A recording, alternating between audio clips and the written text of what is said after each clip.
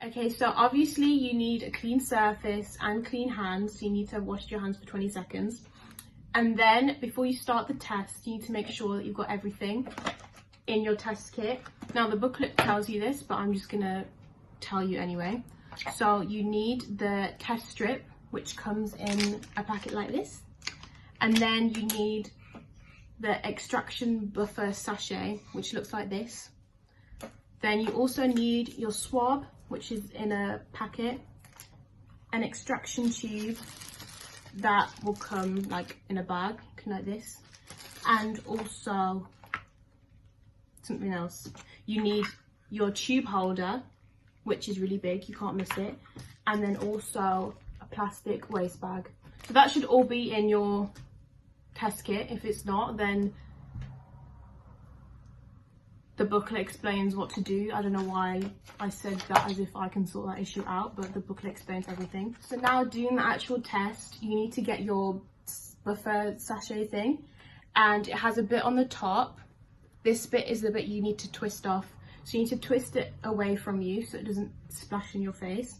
And then you need to pour this into your tube, which you can put in your holder like this. Then go blow your nose and then wash your hands, obviously after you've just blown your nose, and then we can start. So now that your nose and hands are clean, you can start doing the test.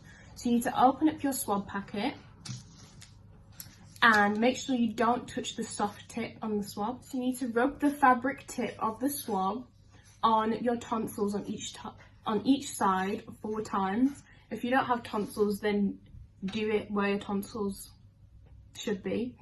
And after you've done that, then you stick it up your nose and twizzle it round your nose 10 times. Now you have to stick it up your nose till it feels uncomfortable, but also don't like shove it up to your brain. This is not gonna look pretty, but I'm gonna do this on camera for you so you can see.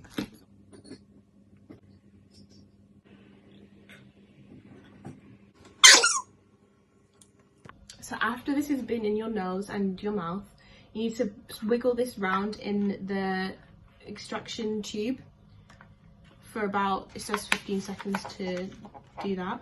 And then when you take the swab out, you need to press the cap as the swab is coming out so that it really gets, you know, all the juice. Okay, so now that's out, I'm gonna put this in my waste bag. Then you take your juice and you put 2 drops on your test kit. Then you put everything, you know, in your waste bag. So after you've squeezed the juice onto the test kit, you need to wait half an hour for your results to show up. If you have a line by the C, that means you're negative. If you have 2 lines on the C and the T, then you're positive. I mean, just read the book and then you'll understand it. And then you need to report your test to the government. And that is it.